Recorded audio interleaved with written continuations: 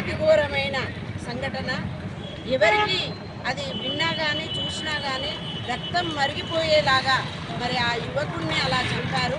మరి హిందువులంటే అంత హీనమా? హిందువులు ఎవరి జోలికి పోరు, హిందువులు ఎవరు తెలుసుకోరు. హిందువులు తన బతికేదో తను బతికి ఇతరులకు సహాయం చేసే గుణం ఉన్న వాళ్ళ హిందువులను అతి క్రూరంగా మృగాలైన మృగ రూపకులను కాల్చి చెప్పారు. అది చాలా బాధాకరమైన విషయము. మరి అక్కడ ఉన్న హిందువులు కూడా చాలా బాధపడుతున్నారు. ఎలా బతకాలి, ఎలా ఉండాలి అని వణికిపోతున్నారు. మరి ప్రభుత్వాలు ఏం చేస్తున్నాయి? లవ్ జిహాదీ అని ప్రతి ఆడపిల్ల మీద అత్యాచారాలు మొదలైనవి. ఇదంతా అరికట్టడానికి మరి ప్రభుత్వం కఠిన చర్యలు తీసుకోవాలని విన్నవిస్తూ మరి ఈరోజు మహిళలమంతా హుస్నాబాద్ పట్టణ మహిళలమంతా నిరసన తెలియజేస్తున్నాము. మరి వారి ఆత్మకు కూడా శాంతి కలగాలి. వారిని చేసిన అట్టి దుర్మార్గులకు కూడా కఠినమైన శిక్ష జరగాలి. ఎందుకంటే తను ఏదైతే ఉద్యోగం చేస్తాడో ఆ ఉద్యోగ యజమానే ఒక రాక్షసుని కప్పచెప్పినట్టుగా ఒక గుంపు కప్పచెప్పాడు. మనం ఎన్నో వీడియోలు చూస్తున్నాము. మరి బ్రతకడం అంటే అడవిలో ఉన్న జంతువులను చూసి మనం భయపడతాము. అడవిలోకి వెళ్తే ఏ మృగం తింటుందో ఎలా ఉంటుందో అని. మరి మనుషుల్లో కూడా బ్రతకడానికి ఇంకా మనసుల్లో కూడా క్రూరమైన మృగాలు ఉంటాయి అని ఇప్పుడు నిజరూపకంగా చూసాము. రజాకర్ల రోజులలో కూడా వాళ్ళు వస్తుందని పిలుపునిచ్చేది. మరి ఇప్పుడు ఏ పిలుపు లేకుండా అతి దారుణంగా కఠినంగా మనుషులు చూడంగా అలా చంపడం ఘోరమైన వ్యవస్థ అయిపోయింది.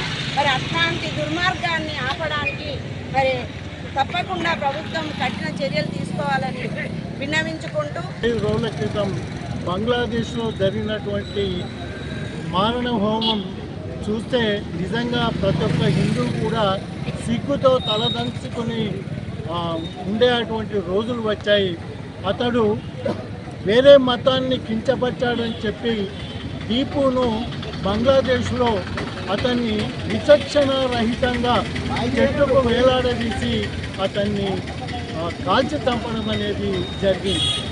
గత సంవత్సరం క్రితం కూడా బంగ్లాదేశ్లో ఉన్నటువంటి అంతర్గత విషయాలను దృష్టిలో పెట్టుకొని అక్కడ ఉన్నటువంటి హిందువుల మీద దాడి చేయడం అనేది ఇది క్షమించరానటువంటి నేరం.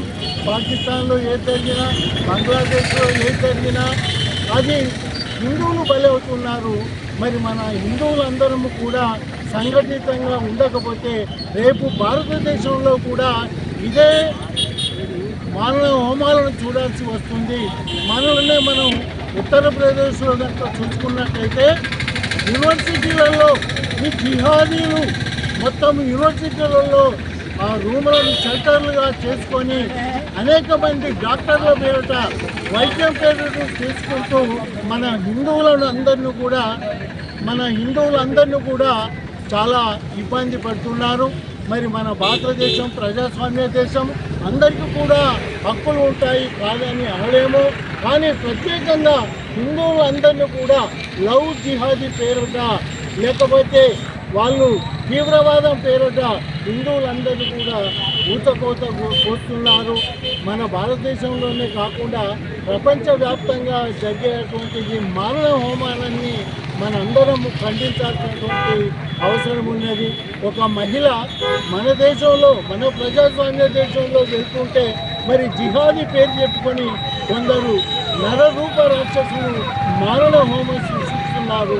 ఈ మారణ హోమాన్ని కనుక మనం ఖండించకపోతే, మనం ఎదిరించకపోతే రేపు భారతదేశంలో ఉన్నటువంటి హిందువులందరూ కూడా ఇదే దుస్థితి ఏర్పడుతుంది. కాబట్టి హిందూ సోదరులారా, అందరం కూడా మనం ఐక్యంగా ఉండి మన దేశ సంస్కృతిని, మన పరిరక్షణను కాపాడుకోవాల్సినటువంటి అవసరం ఉంటుంది. ఖబర్దార్ జిహాదీలారా, మరి హిందువులందరూ ఒక్కటైపోతే మీరు దేశంలో బ్రతకలేరు. ఖండించడానికి మన ప్రభుత్వాలు ఎట్లాంటి పరిస్థితుల్లో కూడా చర్యలు తీసుకోవటం లేదు. హిందువులపై జరుగుతున్నటువంటి దాడులను ఖండిస్తూ ఇవాళ మేము ఈ ధర్నా కార్యక్రమం చేపట్టడం జరిగింది. అయితే ఈ ప్రభుత్వానికి మేము ఒక హెచ్చరిక చేస్తున్నాం. ఈ మారణ హోమం ఆపేది ఎప్పుడు? హిందూ నవయుగం కొత్త తరం ఎప్పుడు మొదలవుతుంది అని మేము ప్రశ్నిస్తూ ఉన్నాం ఈ ప్రభుత్వాలను. అధికారులను. ఇటుపోతే గోవధ, లవ్ జిహాద్, ప్రతి దాంట్లో మొన్నటికి మొన్న ఒక డాక్టర్ హిందువులపై చేస్తున్నటువంటి వ్యతిరేకత, పిల్లలు పుట్టకుండా చేయడం, బిర్యానీలలో టాబ్లెట్ ఇచ్చి పిల్లలు పుట్టకుండా చేయడం, పిల్లల్ని ఎత్తుకుపోయి చంపి కోసి పడేసి సూట్ కేసులలో పెట్టి పడేయడం, ఆ విధంగా నిర్దాక్షిణ్యమైనటువంటి హిందువులపై జరుగుతున్నటువంటి ఈ వ్యవస్థను ఖండించాలి. ప్రభుత్వం గట్టి చర్యలు తీసుకోవాలి. ప్రతి హిందువు కూడా దీనికి ఏకతాటిపై సభాయుక్తంగా బలోపేతమై హిందువులను కాపాడుకోవాలి, తనను తాను కాపాడుకోవాలి, హిందువులు తనను తాను కాపాడుకోవాలి అనే దురుద్దేశం అనేది వాళ్ళకు ఉండొచ్చు. కానీ మన హిందువులు లేదు. ఒకప్పుడు హిందూ ముస్లిం భాయి భాయి అన్నం, ఆ విధానం లేదు. ఇప్పుడు మనల్ని నరవంశం చేస్తున్నారు, వాళ్ళంతా నరమేధం చేస్తున్నారు. కాబట్టి దయచేసి మిత్రులారా, ప్రతి హిందువు ఏకంగా ఉండాలి, హిందువులను కాపాడుకోవడానికి ముందుకు రావాలి.